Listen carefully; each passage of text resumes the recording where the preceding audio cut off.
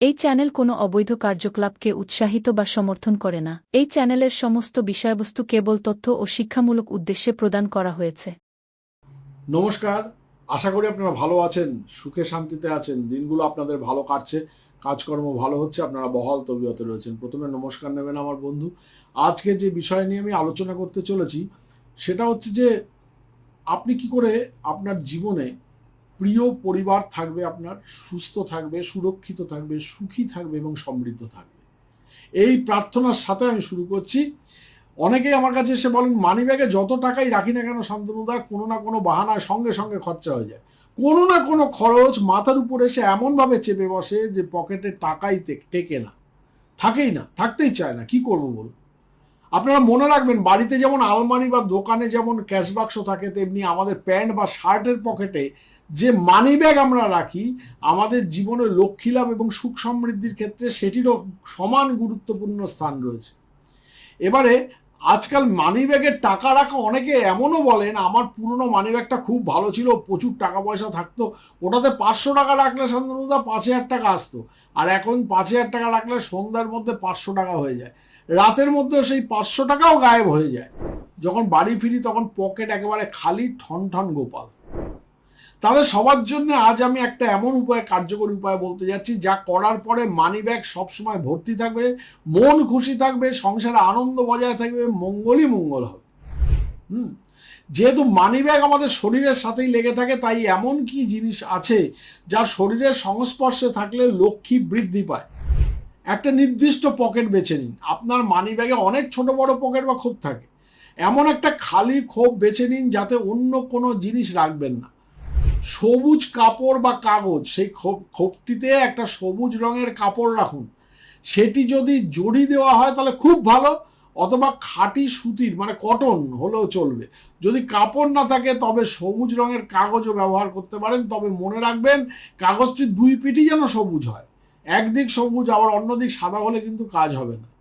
সম্পূর্ণ সবুজ কাগজ বা খাঁটি সবুজ জরির সিল্কের কাপড় হলে সবচেয়ে সেরা, কারণ সিল্কের কাপড়ে কোনো অশৌচ লাগে না। আকার, কাপড় বা কাগজটি হাতের তালুর মতো বা তার চেয়েও ছোট বা পাতলা হতে হবে। পুটলি একটা করতে হবে। পুটলির ভেতরে কি কি রাখবেন? এই ছোট পাতলা কাপড় বা কাগজের মধ্যে নিচের জিনিসগুলো যেগুলো আছে, যেটা আমি বলছি এখন, সেগুলো আপনারা রাখুন। রাখবেন কি? মৌরি। আপনারা মৌরি জানেন তো, খাওয়া দাওয়ার পরে খায় মৌরি। অঙ্গে স্পর্শে, মৌরির স্পর্শে লক্ষ্মীর বৃদ্ধির শাস্ত্রে মৌরির বিশাল গুরুত্ব রয়েছে। শাস্ত্র বলে, মৌরি যদি কোনো ব্যক্তির শরীর স্পর্শ করে এবং ব্যক্তির শরীর স্পর্শ করে থাকে, তবে তার টাকা অপচয় হওয়া, ফালতু খরচ হওয়া এবং টাকার টানাটানি বা ঋণগ্রস্ত হওয়া থেকে রক্ষা করে। দুটো এলাচ রাখবেন। কেন দুটো, কেন একটা না?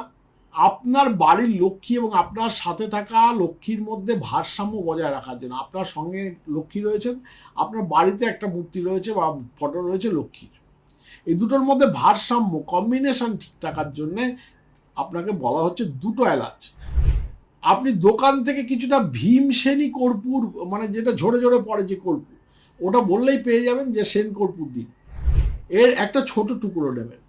মৌরি, দুটো ছোট এলাচ আর একটু কর্পূর, এই টুকরোটা কাপড়ের, ওই সবুজ কাপড়ের মধ্যে রেখে চারপাশে ভালো করে ভাঁজ করে নিন, যাতে ভেতরের জিনিস পড়ে না যায়। এরপর একটি সবুজ সুতো দিয়ে এটাকে পার্সেলের মতো ছোট করে বেঁধে নিন। যে কোনো শুক্রবার আপনার স্থানীয় অঞ্চলের যে সূর্যোদয়, সেই সময় থেকে 12 মিনিটের মধ্যে, সূর্য উদয়ের পরে 12 মিনিটের মধ্যে এই কাজটি করতে হবে। সূর্যোদয়ের সময় আপনারা খবরের কাগজ বা মোবাইলে অ্যাপে দেখে নিতে পারবেন, গুগল সার্চ করে দেখে নিতে পারবেন যে আজকে সানরাইজটা কখন হচ্ছে। সূর্যোদয় হওয়ার ঠিক 12 মিনিটের মধ্যেই পুটলিটি আপনার মানি ব্যাগে রেখে দিন। মানি ব্যাগটি পুরনো হোক বা নতুন কেনা, তাতে কোনো সমস্যা নেই, তবে যে খোপটিতে এটাকে রাখবেন সেখানে অন্য কিছু রাখবেন না।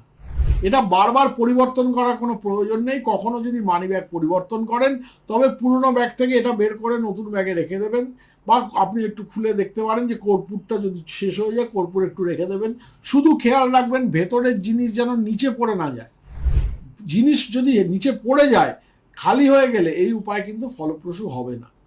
যে তিনটে জিনিস আমি বললাম, মৌরি, ছোট এলাচ এবং ভীমসেনী কর্পূর যখন আমাদের শরীরের সংস্পর্শে আসে তখন আমাদের শরীরে মূলাধার চক্র বা রুট চাকরা জাগ্রত হয়ে যায়। মূলাধার চক্র হলো পৃথিবীতত্ত্ব, আর্থ এলিমেন্ট। আপনারা জানেন সীতা মাতা পৃথিবী থেকে প্রকট হয়েছিলেন। লক্ষ্মীর অংশ সীতা, ভূদেবী বা শ্রীদেবী, যারা নারায়ণের অর্ধাঙ্গিনী, তারা পৃথিবী থেকেই এসছেন। যখন আপনার এই চক্রটি জাগ্রত হয়ে যাবে তখন আপনি লক্ষ্মীকে আকর্ষণ করার জন্যে একটি শক্তিশালী চুম্বকে পরিণত হয়ে যাবেন।